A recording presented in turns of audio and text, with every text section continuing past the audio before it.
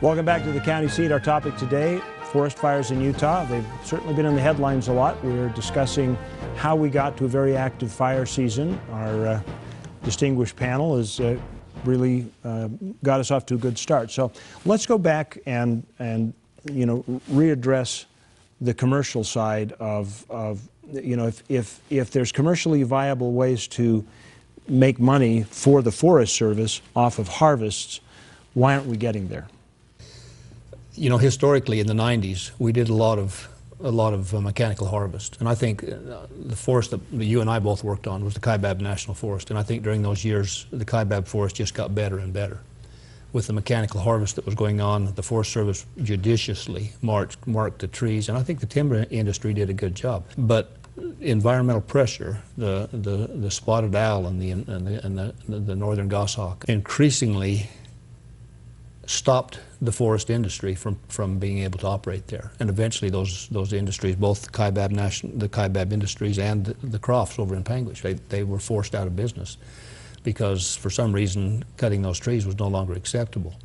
And now, and I agree with you know, wet year last year, dry year this year, but this problem has been accumulating for a long time, increasingly so as the environmental pressure against the Forest Service in the lawsuits and et cetera has caused I think a shift in policy where we no longer encourage private enterprise, which, by the way, would more than finance. And in those days, I think the Forest Service actually operated in the black because they had the stumpage and they sold the trees. Now we have a situation where those fires are growing catastrophic as a very predictable result of the policy that has been enacted, particularly in the last 25 years.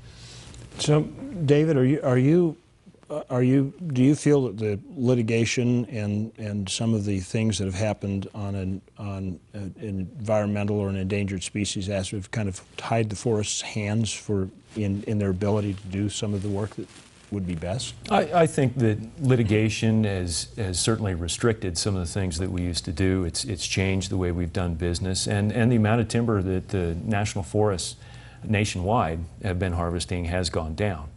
And it went down in the 90s and 2000s, but it's been creeping up. And the agency has been figuring out ways to work with folks who may disagree completely with what we're doing or may disagree with some of the things. But we've been able to create partnerships in a lot of areas where we've been able to be successful in managing forests and creating better forests through timber harvest, through thinning, through a variety of different ways. Yeah, some of the forests across the state are plagued with pine bark beetle and I'm trying to think of the other critter. Spruce beetle. Yeah. Doug fir beetle is a variety. Yeah. And you see some of that. You see some of that dead timber. I mean, the Dixie actually as a forest really surprises me, and it surprises me that we haven't had more catastrophic fire because of how much has been damaged. Is there a window of time, Darren, in there where you know a tree is diseased and you've got an area that's on the verge of blight, and is there a window where that timber, if it were harvest, would still be good? Oh, absolutely. And it can be quite long, depending on the product. Even after the timber is dead, in a lot of cases, it can make excellent saw logs, or house logs, excuse me, not saw logs. And back when the economy was a little bit better, we were doing great in Utah for selling our house logs. In fact, it's kind of odd, for a period of time there, a dead log was worth twice as much as a green log in spruce because the house log market was so valuable. But after a period of time, they start to check and crack and lose value for that. And they can only be, you can only saw boards out of them for a very short time. And as soon as the beetles get into them, depending on the beetle, and some beetles will stain, they carry a fungus on their back that stains the wood blue.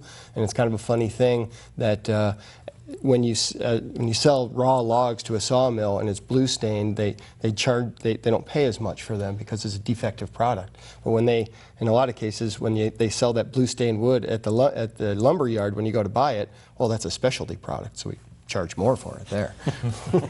Yeah, Doc. You know, one of the frustrations for me was that when the Dixie National Forest spruce beetle first started, we saw that coming. And we realized that it was in there, and in fact, the Forest Service attempted to do surgical timber harvest to get all that out of there.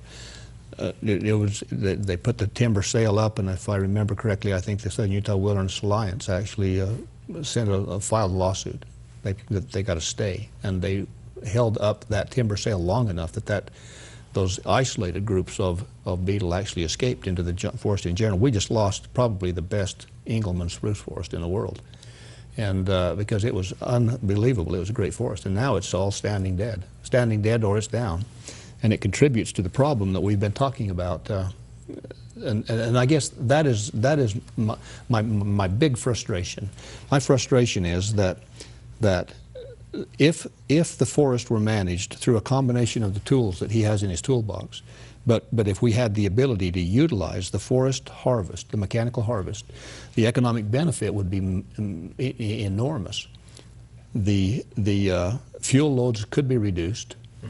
The forest after the harvest is a better forest, a perpetually younger, more vibrant forest without those big fuel buildup. And my big frustration is that when we get a forest fire coming in, we lose that resource. We lose all the animals in the resource.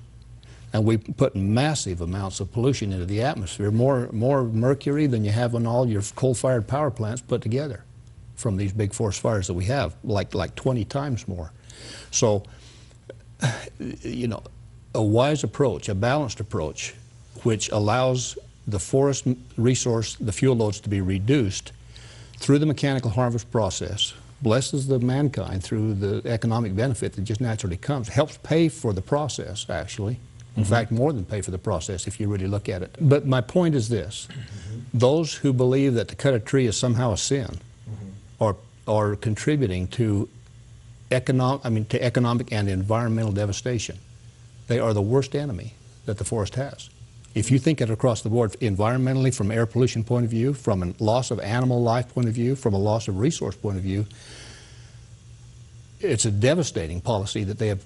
And I think even, you know, the brighter portion of that segment of the population are starting to see that. And I'm hoping that we'll get a pendulum swing back to where we have some balance. Well, it sounds like it's actually started with a little bit more commercial operation within the forest. If you guys have some responses to that, we are going to want to take a quick commercial break. We'll come back and we'll continue our conversation on forest fires here in the west on the county seat. Thank you for joining us, and we'll see you right after this commercial break.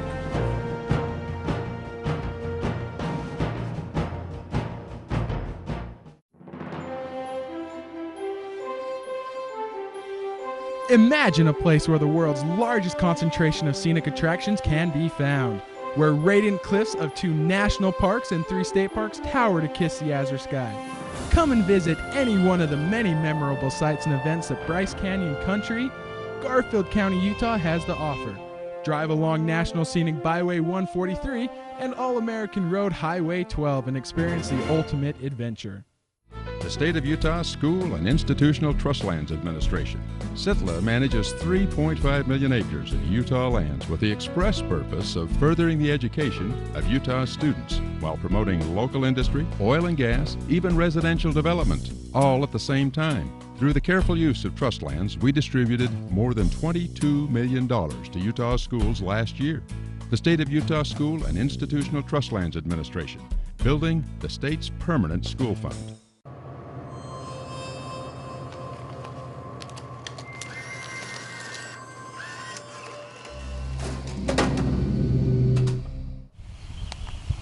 Unlimited opportunity for adventure. It's all about knowing where to look. ATV adventures, rock crawling events, art festivals, and wildlife events. The opportunities are limitless.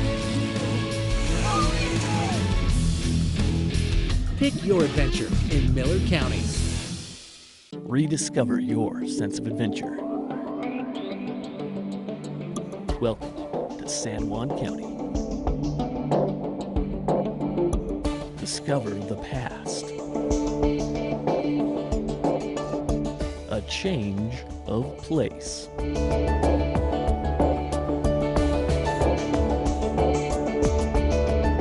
Utah, San Juan County, where life is elevated.